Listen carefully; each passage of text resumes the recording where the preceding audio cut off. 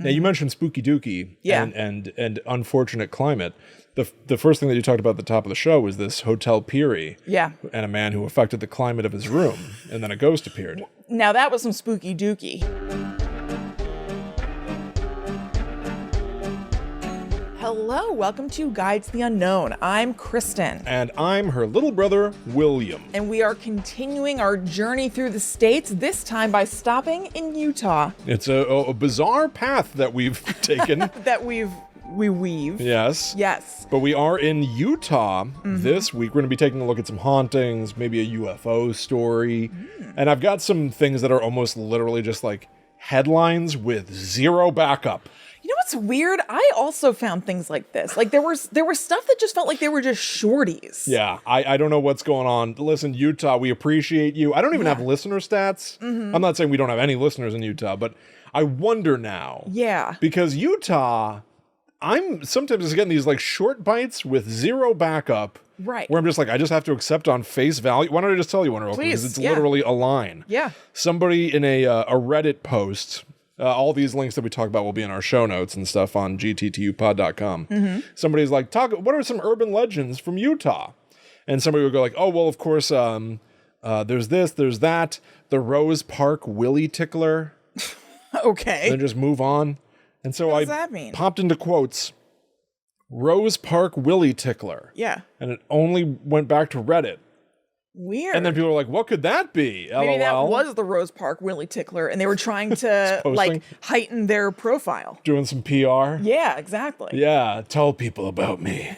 Yeah. Because I don't know. I have the name, and we can all extrapolate what it might mean. We might have the story. If you're in the Rose Park vicinity of the state of Utah, stop by and say hi to the Willy Tickler, I guess. The Rose Park Willy Tickler. But it's stuff like that. Yeah. That's not the only one I've got either. I've got a couple others where I'm just like, that's it? I don't have stuff that's quite as short as that. Yeah. But you know what? Why don't I tell you my favorite of the two very short things I have? Wonderful, yes. This might be a weirdie, everybody, which is fine by me. Sure. I have other things, but I had a quick bites section of my notes, and here's one of them. This is the Peary Hotel. And a spokesperson for the Peary Hotel named Christopher Watson said, "A moaning Molly, she lives in our elevator. A lot of guests have had experiences riding on our haunted elevator." Only quote from this person that I found. Okay. And then I did a little bit more Googling and saw that the elevator has been found to move from floor to floor on its own. Also that the sounds of ghostly children running through the hall has been heard. Unrelated very to classic the haunting elevator. stuff. A lot of classics. The strange smell of perfume and a tall, dark man who stands in doorways before disappearing when approached. So, here's what really makes the Peary Hotel come alive for me. Peary, P-E-E-R-Y. Okay. Which is interesting that it has a bodily function in the name, because I've got something else that's along those lines. Hotel, yeah. So, there is this website they're websites, but I've come across this format for a bunch of different states. So I assume it's for perhaps all 50 states. But this is UtahHauntedHouses.com that I used. And it's almost like hauntedplaces.org, which I also used. Love it.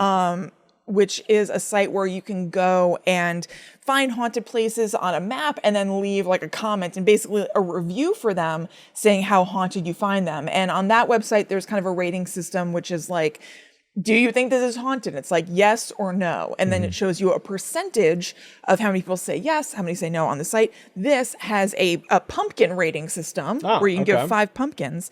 This review gave this place 5 pumpkins. And the reviews or comments are anonymous, but this is what this person had to say. The title is Scariest Day of My Life. And it was posted on 10/5/22. So just about a year ago. I was sitting in my bed just hanging out when suddenly I felt a fart coming upon me. Oh my God. Of course you picked this one. But of course I did. What wonderful, the wordsmith that created this post. This is really quite Start from beautiful. the top. I just want to hear it again. I was sitting in my bed just hanging out when suddenly I felt a fart coming upon me. So like any logical fella, I ripped it in the bed. Suddenly, after a large, tall-shaped ghost peered in on me from the left window in my room. So I'll say this again. So, like any logical fella, I ripped it in the bed. Ripped it right in the bed. Got it. Suddenly, after a large, tall-shaped ghost peered in on me from the left window in my room. How can something be shaped tall? I don't know. The punctuation was off. I want a whole book written by this person. Me too. Unfortunately, they're anonymous. Oh, damn. I felt a rumble in my stomach. It might have been the fart, but this is true. Well, you already ripped it in the bed. You just told us. So it's a new fart at It's best. another one. It's not the fart. Not the fart. That one's gone, Johnny. Gone. It's gone. It burned.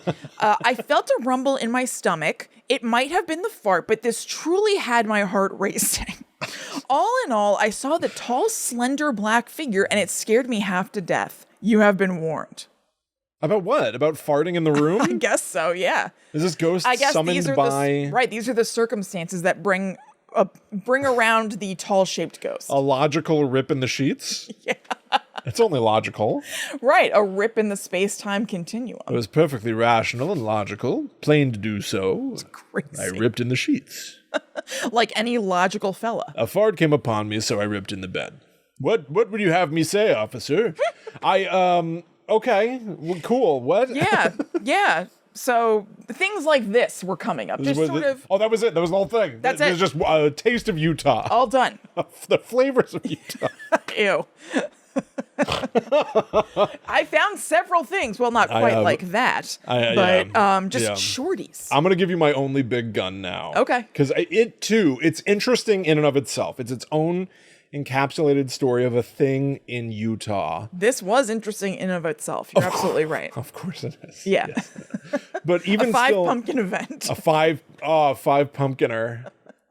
That's like the 1408 rating system, right? When John Cleese, John Cusack in the movie. That'd be a very different movie. The original. That I'd be happy to watch. Many people don't realize that 1408 is a remake. John Cusack plays a character once played by John Cleese. The original British 1408. Yeah. But so he's a horror writer, and he goes to these different hotels and stays in the haunted rooms and then rates like out of how many headstones or something like that. Yeah, something like that. Having a 5 pumpkin event is very like it's that like comical thing where like it's approachable and understandable. Yeah. But it's also not very like, because there's some people who take the paranormal so seriously. Not this person. Like Zach Bagans doesn't rank things out of 5 pumpkins. No, definitely not. Right, like there are two different like wavelengths of people who are evil. into the paranormal. Yeah. We have to treat it with respect. Yes. Lest us fall into danger. Absolutely. I would love to see what happens when a fart comes upon Mr. Bagans. Would he do the same thing? It's only logical. He is a logical fella. I would be quite interested to see. But so I'm going to talk to you about this story that I've got. I should say before I launch into this other thing. So I was looking around. I specifically was trying to keep to like UFO events or urban legends, stuff like that. And so in looking for things, I found a big Utah story, Skinwalker Ranch. Yes. Well, we already covered Skinwalker Ranch in episode 136. That's right. Exactly half of our catalog ago. Wow. No, it's not. It's not. No, it's not. You're right. I totally bought that at face value for a second. I wrote that as a stupid joke. You did? Yeah. Doesn't make any sense. And look, I put joke in parentheses. You put joke in your own notes to remind yourself? What if I was just reading and I said it straight? You don't think you would notice? I don't know, just in case. So instead of getting to cover something awesome like Skinwalker Ranch, I'm going to talk to you about the Dugway Proving Ground. Oh, cool. I love Doug. The Dugway Proving Ground. Doesn't that sound already like some sort of like a... Sounds lackluster. What's a proving ground? Like you can't get Krispy Kreme, so you have to get like... You go to Dugway's? You go to Dugway's? Yeah, exactly. Like it feels lesser than. Or instead of Subway. Yeah. Well, don't worry. At Dugway, you can get Subway. I will explain. Okay. So this is colloquially referred to as the new Area 51. The name may feel lesser and unknown. Nobody knows about this place. Right. But it's a pretty interesting story. So listen to this. This is actually a gigantic U.S. Army facility in Utah. The footprint of this Army facility is larger than the state Rhode Island. Oh my God. It is quite large. It is so large, in fact, that it has its own... Let me see. Where did I write this part down?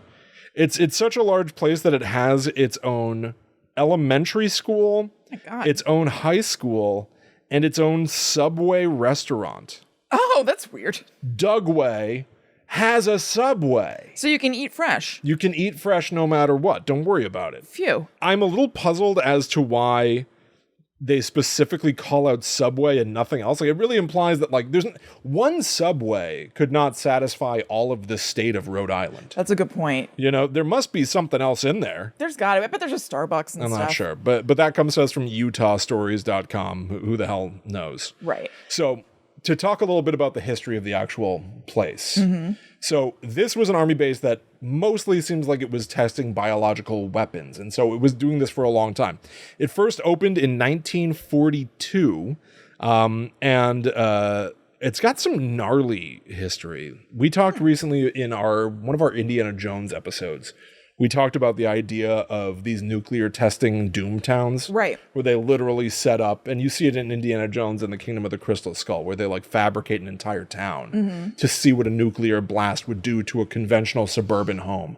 So they build homes Yeah. to code, like your home, like your apartment building, and then they blow it up Yeah. to see what still remains standing. Well, How that's efficient this bomb will be. yeah, that's sort of what was happening at the Dugway Proving Ground. Now, you know what? This was sounding familiar to me, and I realized why. It's because they visited the Dugway Proving Ground on Rob Lowe's paranormal TV show from the late 2010s, The Lowe Files. No way. Yes.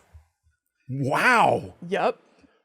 All right. I remembered. This So I is gave fate. it a quick goog. Wait, why? Coming soon to the Netherworld Dispatch, we're going to do the Lowe Files. Would love. I think we have to.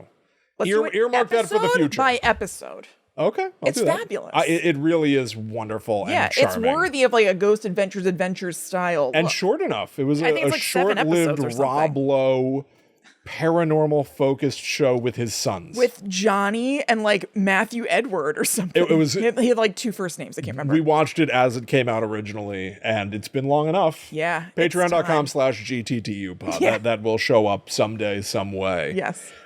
So, the Dugway Proving Ground was a test for these weapons. So listen to this. Testing commenced in the summer of 1942. During World War II, DPG, the Dugway Proving Ground, tested toxic agents, flamethrowers, chemical spray systems, biological warfare weapons, firebombing tactics, antidotes for chemical agents, God. and protective clothing. During 1943, the, quote, German village and, quote, Japanese village set pieces, they call these domestic hamlets, were built in Dugway. So they built a German village Yeah. and a Japanese village to test the efficacy of flamethrowers Oh my and stuff. God. The world is so weird. It was for practice in the firebombing of homes of the types in urbanized areas of Nazi Germany. So they tested how effectively they could firebomb Nazi villages Yeah. in a Utah army compound. They built a German village and bombed it. Wow. Isn't that crazy? Yes. Like the secret stuff. What don't we know? How big is Utah? Well, I'm telling you, this thing was the size of Rhode Island. That's what I'm saying. So this thing, it's not like this thing was the whole of Utah. No, no. I know. But if this was contained in Utah, Utah must be humongous. Oh, it's gigantic. Yeah. All kinds of secrets lurking in the hills of Utah. You're not kidding. The reason we're doing Utah is in honor, we should have said at the top of the show, of Sister Wives coming back this week. Oh, right. And The Real Housewives of Salt Lake City coming back like next week or in 2 weeks. That's why Kristen's doing it. That's why William's doing it. I'm doing it because Kristen told me to. I forgot that this all had some That's the reason. sicko connection for you and your reality television fixations. That's right. So anyway, it closed for a few years in the 40s. Or did it really? Like there are a lot of theories of like, did this thing ever really close? Right. Why would it close for a few years? But here's where the Dugway Proving Ground gets its sort of nickname of the new Area 51. Following 1947 and the infamous Roswell incident, it was theorized that maybe the U.S. Army was testing whatever technology we may have found from an alien crash in Nevada. were we trying to reverse engineer alien tech at the Dugway proving ground? It's a very interesting theory. Isn't it? It matches up time-wise, So you know? in the Dugway, you might be testing alien tech and then go to Subway. Right, and test out their new sandwich. Test out a new sandwich. I wonder if that'd be great if like Subway was like, well, one of our flagship shops that the public can't get to is already on like a closed base, so we can do some experimental sandwich invention. Before we release it wide. We can unleash our sandwich artists. Do you think that they tested out the Subway pizza there before they... I think you're right. I bet Dugway had the Subway pizza before anybody else. And there were rumors and people tried to like take pictures of it. No, and then you never saw them chased again. away. Yeah. And disappear. Subway pizza was good. Was it? Yeah, when I worked at Starbucks, I would go get the Subway pizza sometimes when I got tired of the Starbucks frozen paninis. I have no recollection whatsoever. Yeah. So there are halfway reliable. This is where I was saying this thing about like how a lot, and you had this experience as well of like Utah, our research this week being like, It's a little light unsatisfying and half useful. Yeah. So I wrote here are some halfway reliable stories. Sure. All right. And this comes from KSL.com. Quote, a former police officer claimed to have been traveling down a deserted road in the West Desert when a flying saucer whizzed by. After he flashed a light beam onto the UFO reacted by speeding up and over a mountain range until it was out of sight in seconds. The officer said a few minutes later, 2 fighter jets flew by following the same trajectory as the flying saucer. It's like, whoa, someone, are you telling me someone said that? Someone whose name doesn't appear in this article? Right. And They're about as reliable as the farter. Yeah, there's nothing to lean on. Right, you can't trace it. Quote, when the writer so this KSL article is citing something from a website called Utah Stories, which I will also be going to myself. When the writer of the Utah Stories article tried to obtain access to Dugway to observe the community firsthand, he reported he was denied access for having an unpaid ticket on his driving record. Oh, wow. Which almost feels strict, but it also feels like kids playing some game. Yeah. No, you can't come in. You're not allowed to. Just finding anything to like not let them in. So I wrote 2 things, my sort of like editorializing on that. You can't come in, you've got an unpaid ticket. Who cares? Right. But one thing is like for the facility, like, all right, they found the one thing that keeps prying eyes away. Better safe than sorry, just push them along. Yeah. Then the other... They do take it. My license was suspended for an unpaid ticket. So those can be taken more seriously than you would think. Is that right? Yeah, it was a million years ago. They sent them on. I mean, they sent the person on their way, it seems. I guess in New Jersey. Get back in your car and drive. I guess it's a New Jersey thing, but an unpaid ticket sounds so nothing. Yeah. But like, I don't know. Maybe it's just New Jersey, but I guess they take it more seriously than you would think. Yeah, I guess so. Yeah. But then the other note that I wrote here about the whoever wrote that article. Oh, well, you got turned away for the unpaid ticket. Don't just go pay it and come back.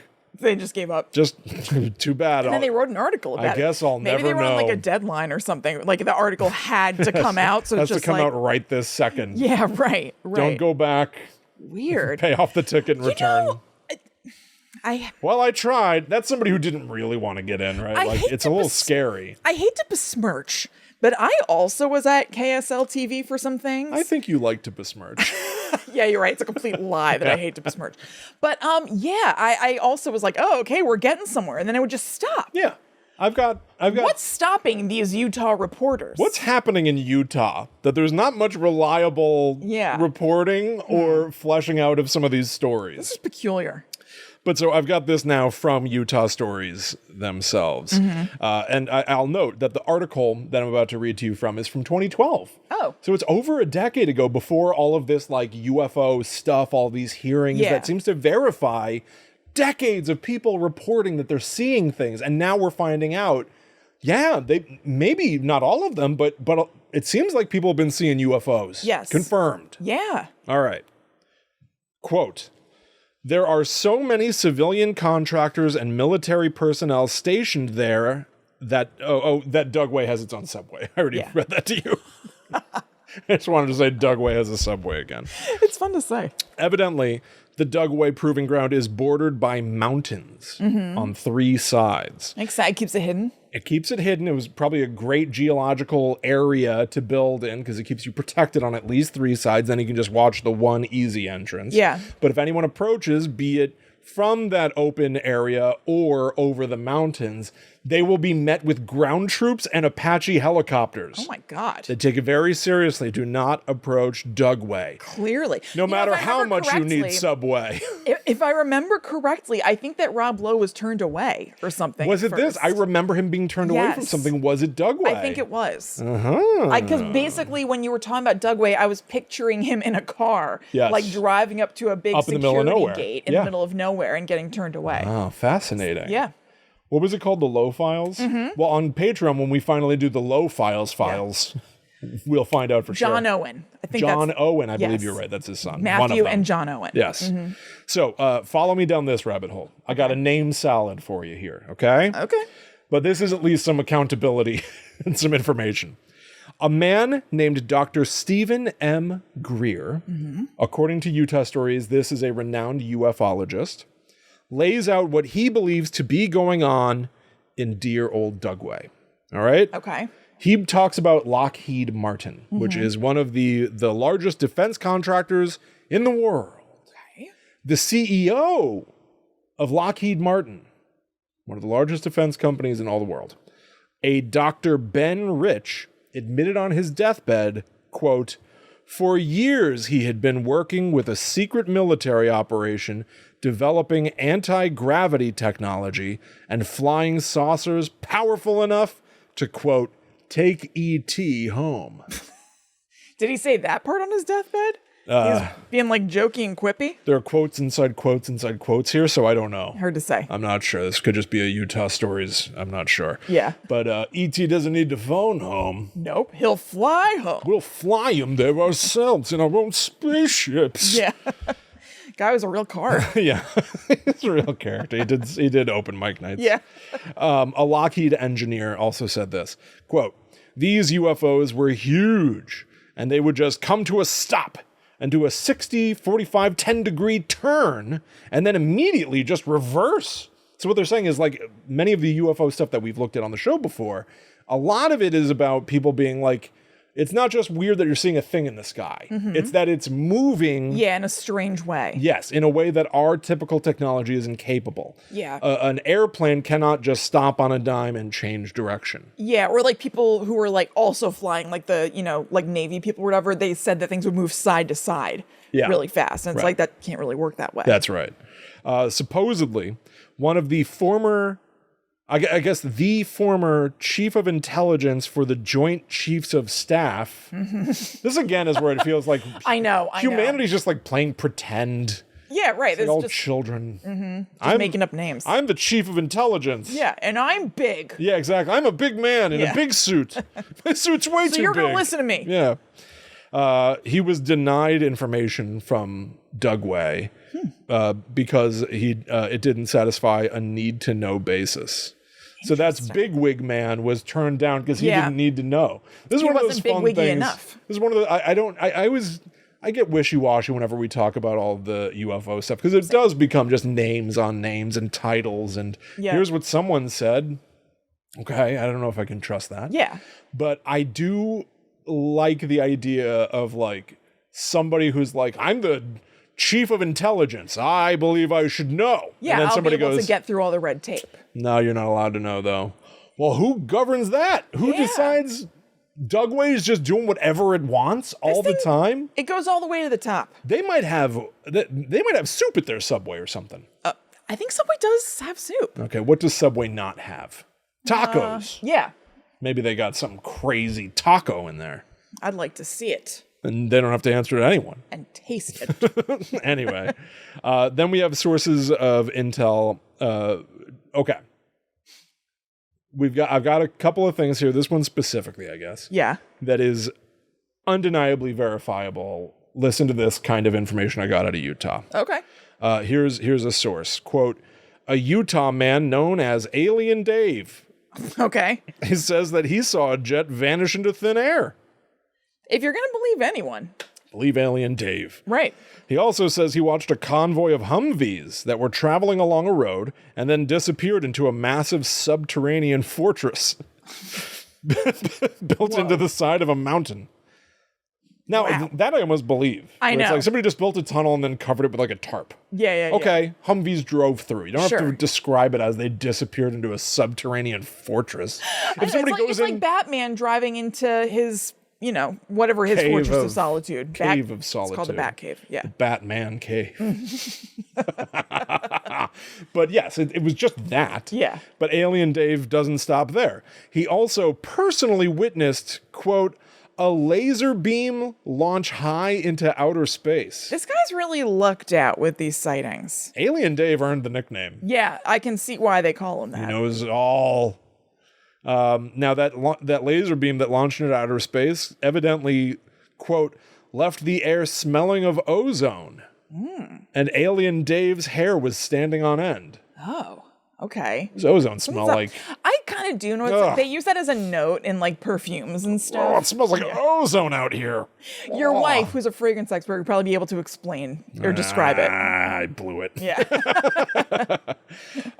So anyway, the point is, to wrap up my Dugway excursion. Yes. It's just like every UFO thing. It's all speculation. Right. And I'm sure there's tons of documentation. And I'm not going to poo-poo it. I'm going to say all of this happened. Sure. The subway has tacos and whatever. We have as much evidence saying that it all happened as we do that it didn't happen. And I am just a simple man. I cannot sift through mountains of data. Of course not. And parse it out. But I will say, if there's any glimmer that things are just fine and dandy at Dugway, it's not helped by this incident from the 60s, known only as the sheep kill incident. Uh-oh. Evidently in the 60s, those geniuses at Dugway, Yeah. high on their own supply, What's in that Subway soup? they started testing a nerve agent only known as Agent VX. Oh my God. And it ended up I really don't like the idea of a nerve agent. Whenever that comes up, I'm always like, ugh. unnerved by that nerve agent. I don't like it. It ended up killing and, quote, disabling over 6,000 sheep. Oh my God. And then the army just like paid for them. It's like, Paid for the sheep? yeah. Yeah. Oh, here's money because we tested our nerve agent on Utah's sheep. Sorry about God. that. Also in 2015, they accidentally shipped anthrax all over the country. It's like to like 7 or 8 states. They said that they had inert anthrax that they were going to test. And it wasn't. And they just shipped it everywhere. And then there were all these investigations that are like, you shouldn't have done that. What is going on with this? What's their job? What's going on with exactly? Dugway? What's happening at Dugway? These experiments don't sound great. That former chief of intelligence from that Joint Chiefs of Staff. Yeah, I know. Needs to get in there, whoever that is. I feel like they That need not to, named. Yeah.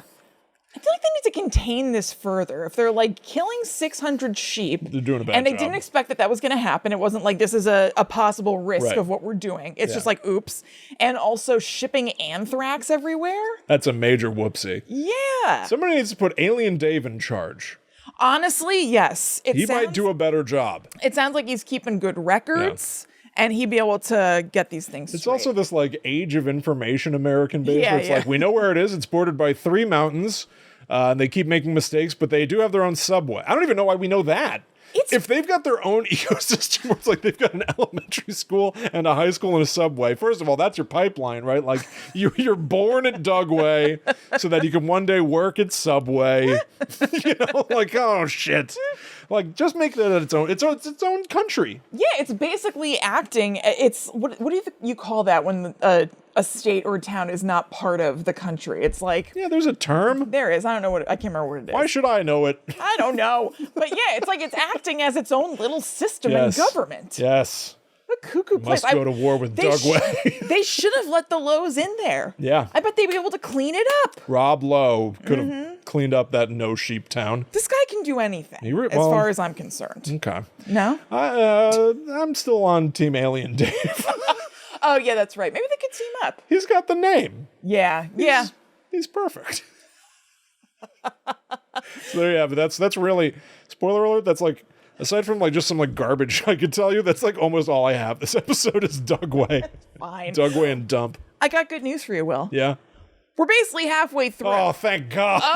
We're almost out of Utah. Sweat from our brows. You can only walk halfway into Utah, and now we're walking back out.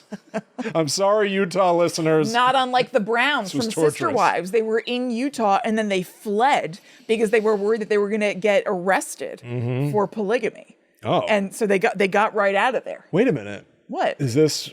Sister Wives. Was this on one of your shows? Yeah, on Sister Wives. So they're not in Utah anymore? Well, one of them is because she left the family and moved back to Utah because she liked it there and her daughter is there. Now they are in, I think it's Arizona. Oh. The bulk of them? Yeah, Flagstaff is Arizona, right? And yet we're doing this? Why aren't we doing Arizona? Well, because also the Real Housewives of Salt Lake City is in Utah. And Christine is in Utah from Sister Wives. So... You know, it still works. Don't worry about it. Anyway. Flimsiest premise for an episode. Can we give this show an award? William, shut it. I'm getting William. The boss is mad. Quiet now. All right. So you can get more of this. Sure. Where the hell this is. More? At patreon.com/GTTUpod. We have a whole second podcast. Again, if you crave more.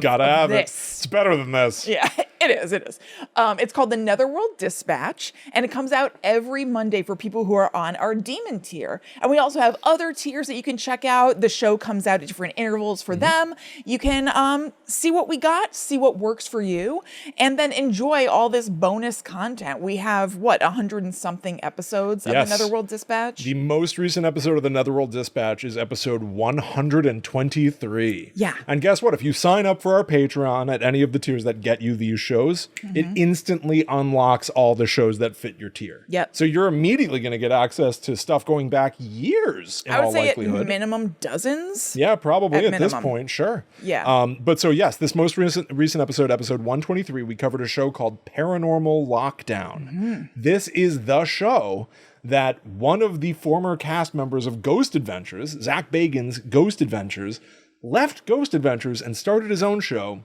It's this. Right. And Kristen and I watched this two-parter where they investigate the Monroe house and find human remains in the basement. And it's not as big a deal as you would think it is. Imagine the meal Zach Bagans would make out of this. Oh my God. We would still be talking about it. I mean, this episode came out, I don't know, let's say 2017 or something. Yeah. We would still be talking about it on Ghost Adventures. But yeah, Nick Groff and Katrina Weidman, who you might recognize from Paranormal State. She's also on Portals to Hell with Jack Osborne. Now, if it's still on, I'm not totally sure. But anyway, it was really fun to watch these episodes and talk about them. Super fun, super bizarre. We love watching these paranormal shows and like, I don't know, dealing with the quote unquote evidence. Dealing with the fallout. Dealing with the personalities. Yeah. And it's a whole thing. So go check that out. Michelle Belanger shows up.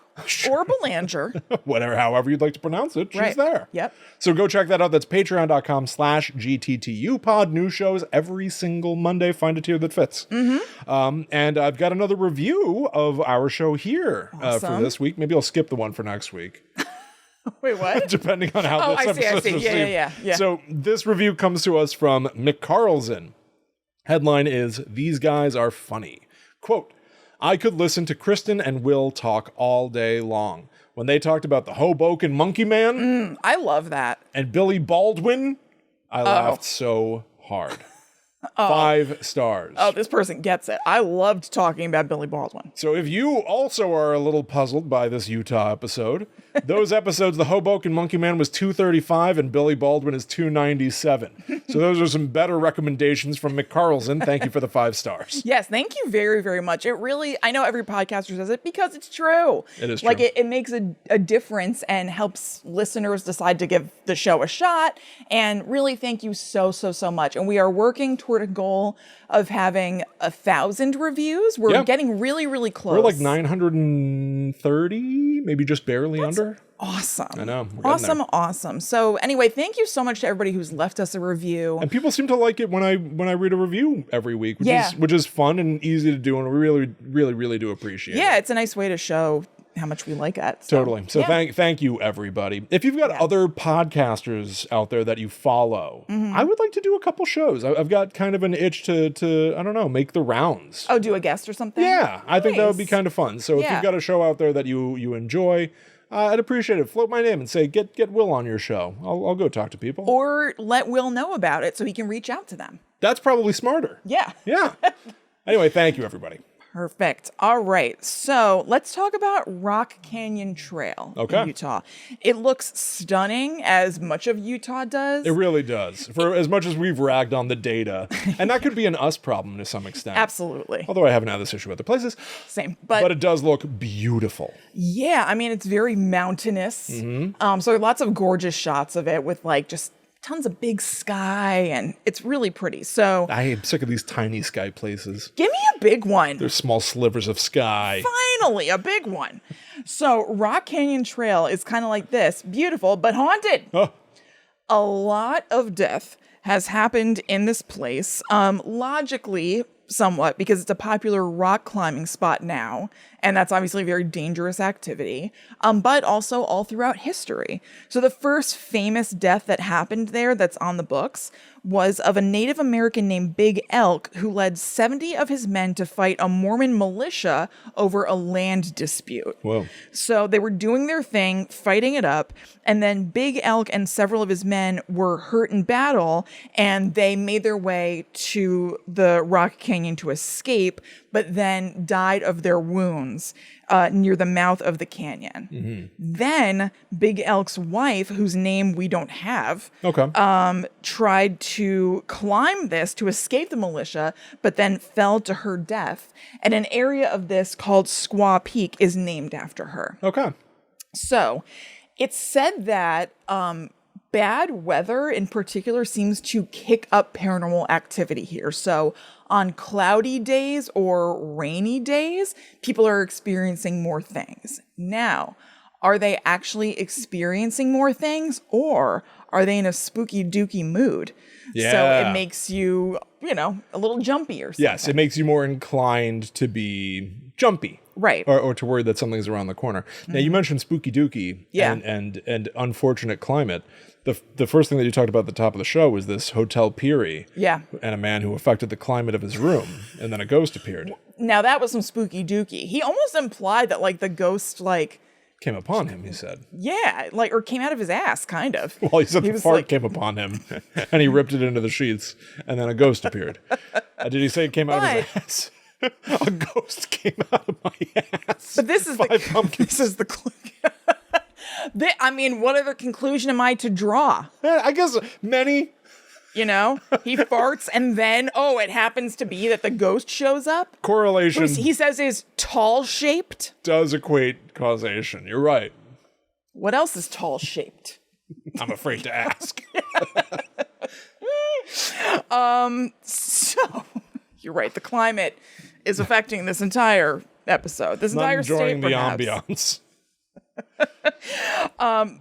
So people have experienced things that you might expect, knowing the story, probably if you're local, of Rock Canyon, and knowing the story of Big Elk and his wife. People said they heard the sounds of drums beating, blood-curdling screams, a wailing woman who they say is perhaps the wife of Big Elk. Who knows? And then another popular character that's seen around here is a man who seems like he's wearing clothing. We're jumping in time to the 1970s. Okay. It's somebody who looks like he's dressed from the 70s. And when he's first spotted, he's standing up high on a cliff and just staring at people as they go by. That's weird. Yeah, it's very weird. Specifically the 70s attire. Because the images, now I don't know anything. And we're ragging on Utah, but it does.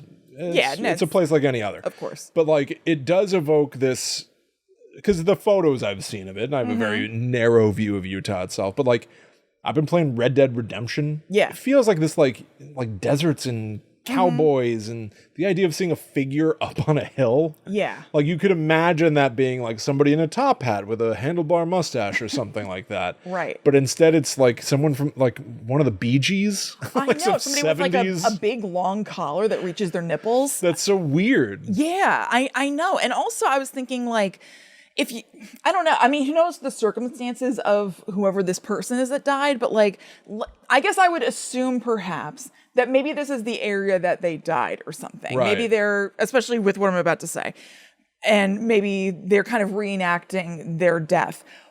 Like, what about hiking gear is signature 70s?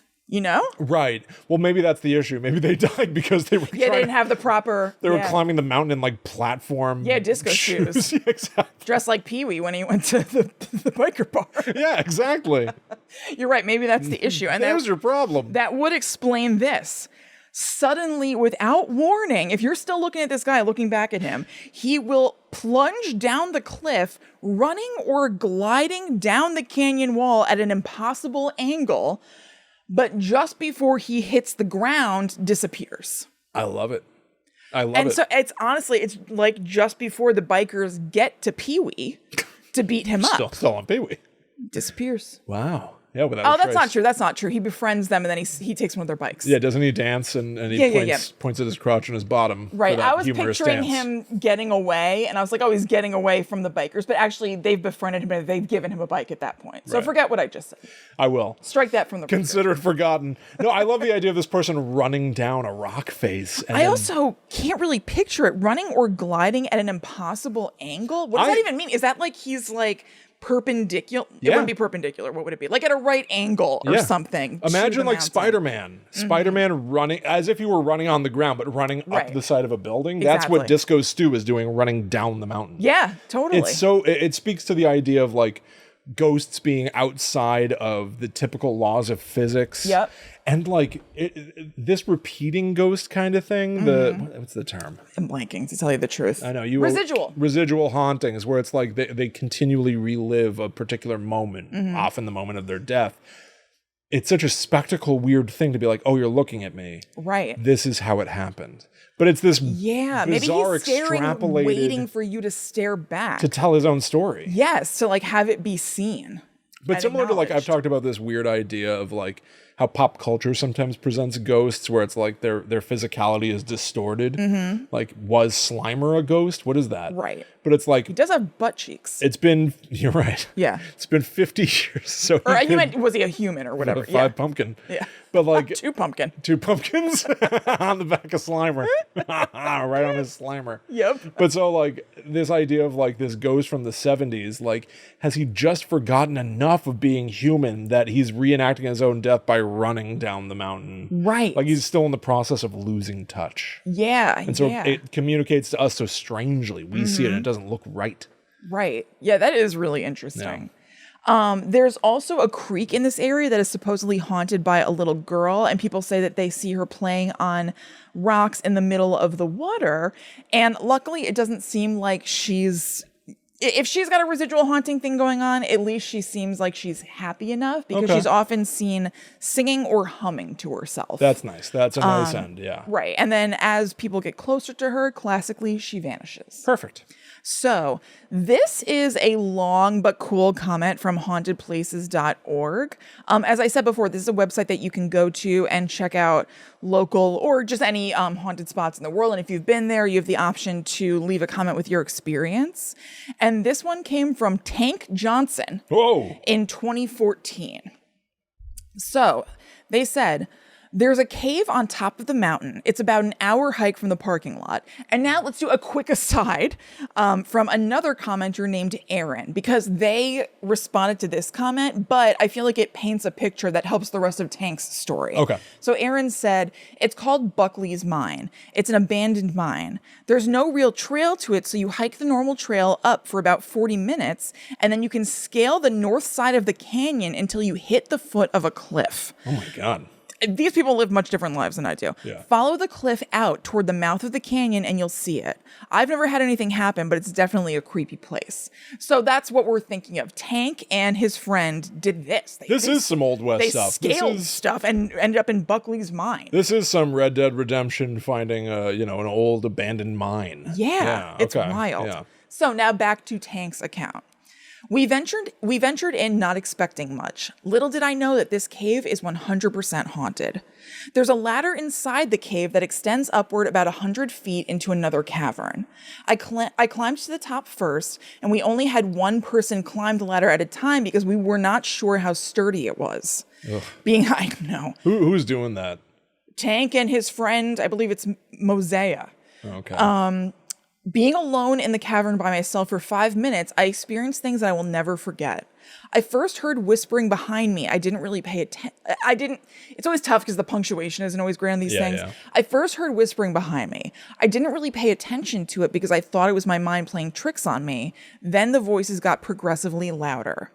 My stomach at this point was turning, again with the stomachs. I know, Utah. A lot of tummy stuff in Utah. Yeah. My stomach at this point was turning. I had an overwhelming feeling of depression and hate.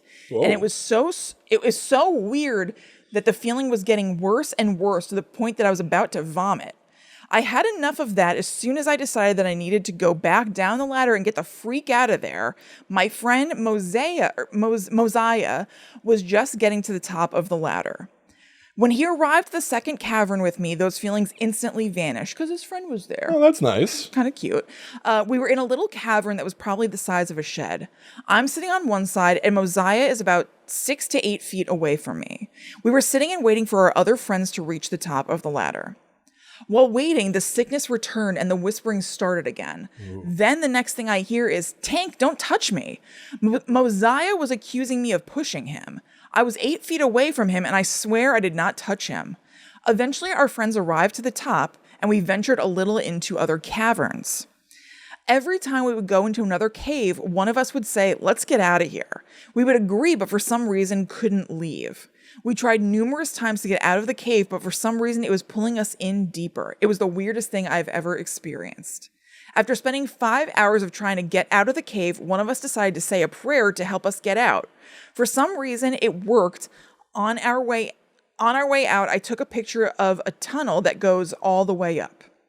There's no possible way anyone can get up there. It's like a giant hole in the ceiling that extends about 80 feet. As we're heading out, the group is tired and quiet.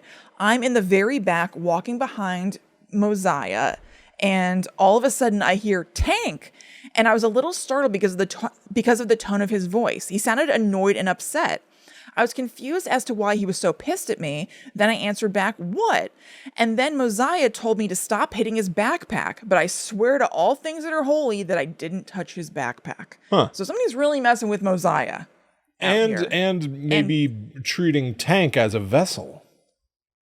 What do you think Tank was touching Mosiah and didn't realize or something? I mean, maybe. It seems like they were incredibly receptive to bizarre energy in there. Yeah. Like they described climbing that 100-foot ladder to that other room, whatever. It's hard for me to even picture this. It's hard to picture it, yeah. I've just never been inside anything like that, like that huge, where you go inside like a a cave, and there's like a cavern to the side and all this other stuff. I know there are all these like chambers and pockets. There are a lot of YouTube channels that are dedicated to this sort of like exploration of abandoned mines because there are a lot of them. Yeah, and they're all like video doesn't even do a lot of stuff justice. Like you can get a foreboding feeling watching the YouTube videos, and I guarantee it's like 1,000,000 times worse if you're actually there. Oh, absolutely. I think we watched some on some show or on Patreon or something. I know, it rings a bell. But yeah, some of these spaces are so tight that people go into. Dark. Unbelievably dark. But so like the idea that Tank climbed up to this other chamber and then was so depressed and angry that he was going to throw up? Yeah. You've been so angry Bacon that you just style. You horked? No. I'm so mad. Like it's crazy. Good thing he wasn't over the ladder. Yeah. Oh my God. Oh my. Nobody was his friends who were preparing to go up one at a time. I know. When you're climbing up a ladder and you feel something splatter. Tank, no. Tank! Sorry, Mosiah. I threw up. We know. It feels like, like we just talked about residual hauntings. What happened in that mine? The only other thing I know about mines is like you hit pockets of carbon monoxide. Yeah. And you need to have canaries down there so the canary will die first so you know to get the something's hell out. wrong. Yep. Are they like in that mine? And I mean, you could maybe be like, did they naturally hit some sort of thing that made them sick? Right. And nauseous? like hallucinate or something? Or do you want to get paranormal and be like, they're in that mine and sensing the residual energies that are almost making them relive something that went wrong in there? Interesting. Yeah, maybe Mosiah keeps getting touched because of something that somebody experienced there. Right. And it's sort of like enacting through them. Yeah. Interesting. Well, check this out. Okay. As soon as our little argument ended, we all heard a painful screech coming from behind me. So we all take off and are trying to get out as soon as possible. When we reach the end, there's a steel gate that we have to slide through to get out. On the other side of the gate was the weirdest looking human I've ever seen. He looked like, I apologize, a redneck on heroin. Okay. His pale skin literally glowed in the dark. He had no shirt or shoes on and was just staring at us. I've never been so scared in my life. Assuming he was going to hurt us, I grabbed a nearby stick and the rest of my friends grabbed rocks. We were ready to throw down. But before anything happened, the psycho takes off down the mountain and literally vanished. Whoa. I will never go back to that cave. I have pictures on my phone of the cave, and you can see a man looking down at us from the random tunnel that goes 80 feet up. Amazing. That's great. Great story. Way to go, Tank. Good job, Tank. What the hell's going on there? So is that person somebody who a long time ago was trapped in the mine, and maybe over time, I don't know what happened to their shirt and shoes, maybe just long enough that they disintegrated or fell off, Maybe. whatever. Plum don't know. There's no telling what might happen to people in the tunnels. It's absolutely true. If I can break a level of reality here, drop a fourth wall real quick. We record live. So right now as we record, we're on our YouTube channel, youtube.com/@GTTUpod. Yeah. Where one of our viewers right now is Trevor, who I believe is in Utah. And I need to apologize to you, Trevor, for the things that we've been saying about Utah. Well, it's not so much about Utah. Yeah, it's about our experiences trying to find out what's going on in Utah. Exactly. But we appreciate you being here. Anyway, Trevor says, I've searched old mines here. The only thing I've found is a mattress and other things that will haunt my mind forever. That's the other concern about exploring some abandoned mine. Of course. Who might else be in there? Doing right? the same thing. Or living in there. Like I said, like living in there. Yeah. I know. And this person ended up being a paranormal person. Phantasm. Yes, phantasm. But no, seriously, you never know when you're exploring these areas that are abandoned and not like sanctioned to explore. Because I guess to go to Buckley's mine, you have to go off trail. This isn't something that's maintained or paroled. Maybe that was Buckley. Big risk. Welcome to my mine. I'm out of my mind. Maybe he was just going to say hello and welcome. Hello. And then they started picking up rocks and stuff, and he was like, I'm out. Pew. Time for Buckley to skidoo. So that's it. That's the scary place. Wonderful. Wonderful, yes. Kristen. Thank you. Well, Will, why don't we do your last shorty? Just do some minis and then run away. Yeah. Scramble and run just and like hide. Buckley. All right. Here's the biggest mini that I've got, which is kind of interesting. It's everything I've got left is very, very small. So I found out about an urban legend in Utah known only as Emos Grave. Yes. Okay. I had this. You had this? Yes. I knew it was skirting a line because it touches on... It's so short. It's like, very it's part short. of a bigger thing. Yeah. So this came to me from the Dead history. I thought it maybe touched more in the urban legend territory, so I took it. Mm-hmm. The legend. If you circle a mausoleum with the name Moritz on it, if you circle the Moritz mausoleum 3 times while chanting emo, emo, emo, and then look into the mausoleum, you'll see the glowing red eyes of emo staring back at you. Does that line up with whatever you've got? Yep. Is it like the same thing from the same source? Yes. Okay, all right. Yep. So the history is that this is a real thing. There is a mausoleum with the name Moritz on it. It is in, quote, the Jewish section of the Salt Lake City Cemetery. Mm-hmm. The tomb is visible from 4th Street. You will not find the name Emo anywhere on the mausoleum because the mausoleum belonged to somebody named Jacob Moritz. Yeah. Evidently, in 1910, He was traveling in Germany, had a heart attack, died, was cremated. His cremains were flown over to be put in the mausoleum, which they were. Yeah. But then at some point later, and I don't understand why these things happen, because we've come across this many times, where it's like the remains were moved to another location. Yeah, I don't know. Why? I don't know. I'm sure there must be a plausible, like, there's probably like an emotional, sentimental family reason or something. But I've read that enough times on the show that I'm like, I'm not used to the idea of burying somebody and then taking those remains. Well, also, I mean, if these things happened long enough ago, maybe it's connected to just like deciding to reuse the land for other things. Like, think about how New Orleans is basically just built over graves. That's definitely true. And even the above ground cemeteries, there are multiple bodies in one plot. Because like the body will essentially decay in there. And they'll literally push the bones back to slide another body in. Yep. It's like everybody just ends up in a communal pile of dust back there. Yeah, yeah.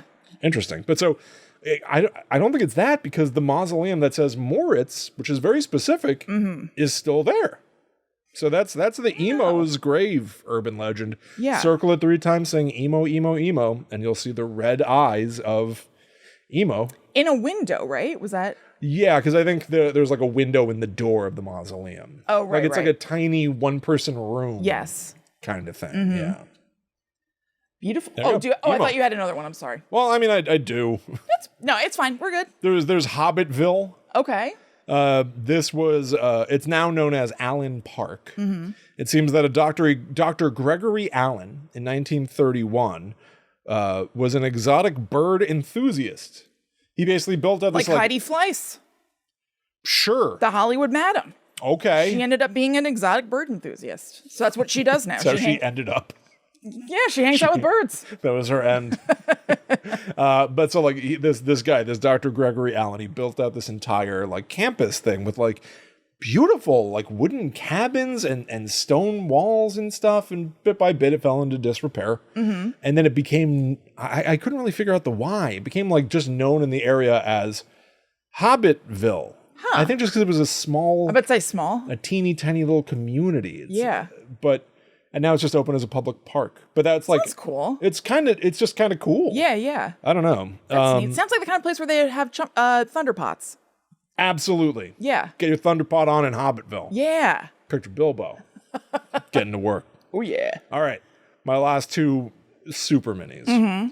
Supposedly in American Fork Canyon, there is a cave where Ted Bundy took some of his victims. Oh, good. A lot about tunnels and caves. Yeah. Ted Bundy using tunnels and caves in Utah. I guess because it's so mountainous. Mountains lead to caves. I guess. And it's debated whether or not that part of it's true. Like he did have victims in Utah, I guess. But did he use caves? I don't know. That speaks more to this like fear of... You know, I don't know. And just kind of like speculation, Unseen like things, places. Things being hidden in caves, and he killed people in Utah. So did he take them to caves? Yeah, exactly. Yeah. And the last thing that I've got for you, there is a town in Utah called Virgin. And in Virgin, there is a big sign on a building that says Virgin Jail. And people like to take pictures of themselves frowning in front of it. That's fun. I'm in Virgin Jail. Which is great. It's pretty good. Yeah, charming. Why not? There you go. That's all I know about Utah. That's Utah. Well, that just means you need to get on these shows, William. You'll learn all sorts of things. What shows are they again? The Real Housewives of Salt Lake City. Right. And Sister Wives. Why do I feel But like I to wouldn't enjoy learn... Utah, you'll really just have to watch the Christine parts. Feels like I won't learn a goddamn thing. Probably not. All right, everybody. Thank you so much. We hope that you enjoyed. And we will be back next week with more of weirdo crap. Always. Weird Crap, the show. Yeah. Thank you all so much for hanging out. And apologies to Utah. Although Utah should apologize to us. Thank you. The reporters of Utah. Everybody, patreon.com/GTTUpod if you'd like to stay in our arena. We'd greatly appreciate any reviews you might leave on Apple Podcasts. Maybe not after this episode. Wait a few episodes and then leave a review. It's a good idea. And you can follow us online. Yep, I'm at Chillin' Kristen. I'm at The Myth Traveler. So as Kristen said, more weird crap is coming in the future. Oh, yeah. But until that time comes, we must travel. Back to the netherworld go we.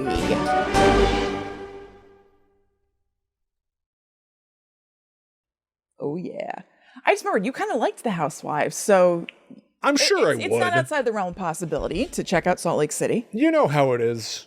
I do know how it is. I get it. I've spent some time away, and it's very daunting to imagine watching more. But I'm sure once I started watching it, I would be lulled in, as if I've hit a carbon monoxide pocket. Probably. And just sink and look. You know, it'd be a good entry point. There's somebody on the show who is arrested, is in jail now, and a SWAT team surrounded this Sprinter van that all the housewives were in to go on a trip, thinking that she might be in there, but she wasn't. She got tipped off.